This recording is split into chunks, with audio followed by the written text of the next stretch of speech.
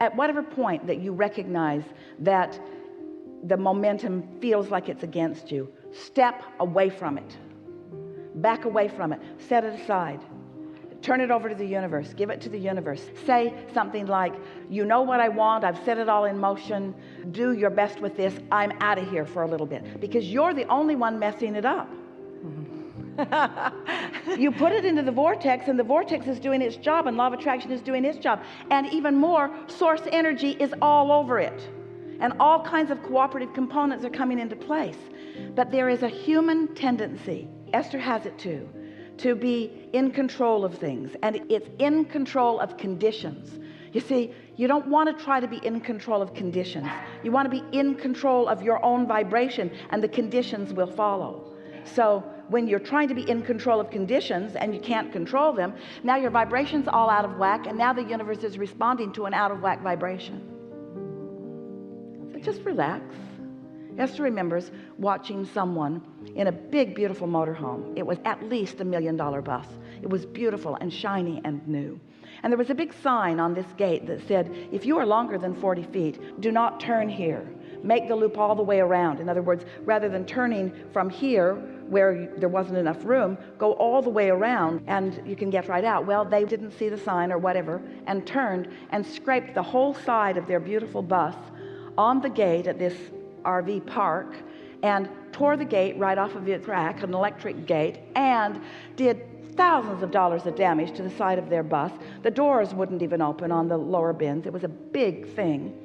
And Jerry and Esther stood there, and they didn't know what to say because they were trying to flag them down. They were trying to get them not to turn there. They couldn't stop it from happening. And then they witnessed what felt like a tragedy to them. And Esther was standing there as the front door opened, and a woman stepped out. It was a couple.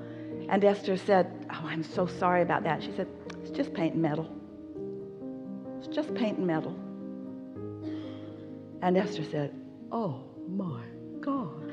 She couldn't believe that this woman was so easy about something that looked so big and bad and awful to her. It's just paint and metal. Jerry said he must do that a lot.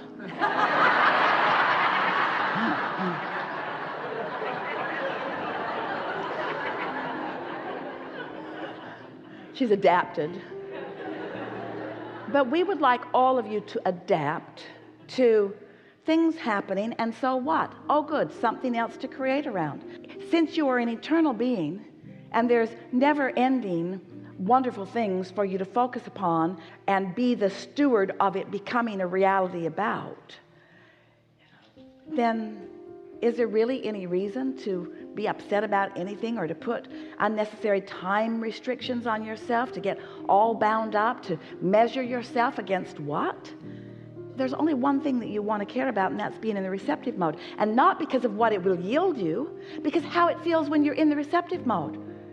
You could have an intention or a desire to amass quickly $1 million or more. And it's not likely that that's going to happen today. The condition of $1 million being in your possession, it's unlikely that it's going to happen today. But there is a vibrational version of that that is highly likely. You could feel prosperous. You could feel abundant. You could feel free.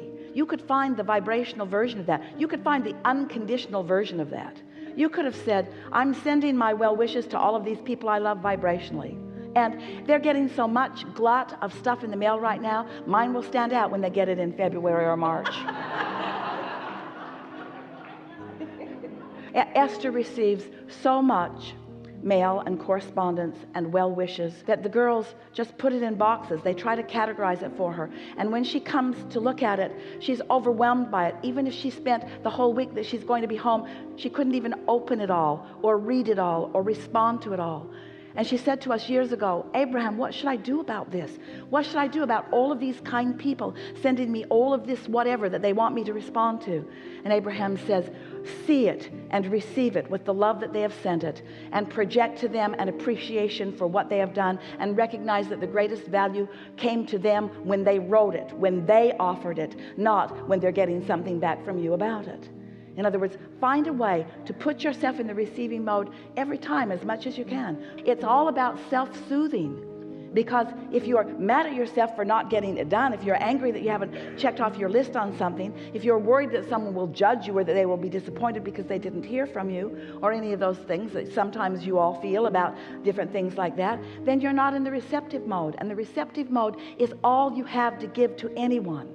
When you are in the receptive mode, you're in the replenishing mode. And when you're in the replenished mode, then you have good timing. Then ideas come to you. An idea about someone who would like to hear from you, who's also in the receptive mode, when hearing from you would be a good thing to do or happen right here and now. When you're in the receptive mode, everything rendezvous for you. It's like getting into traffic at the appropriate time, getting into traffic at the inspired moment, taking an inspired direction, exiting and getting back on. In other words, there's all kinds of information that is available to you from this broader perspective who sees everything that you are. Your inner being knows where you are in relationship to everything that you want. Everything that you want, not just the big things, every single thing that you want. Your inner being knows where you stand in relationship to all of it. Haven't you ever been on your way out the door and you've completely forgotten about something that you really need to take with you, like the keys to the Delmar house, since that's where you're going? And on your way out the door, the thought comes to you. Where do you think that comes from? And if you are frustrated because you are running late, that idea is being offered to you, but you don't receive it. You don't even remember that you don't have the keys until you need the keys. You see what we're getting at? The receptive mode is everything. It's clarity. It's happiness. It's joy. It's appreciation. It's good timing.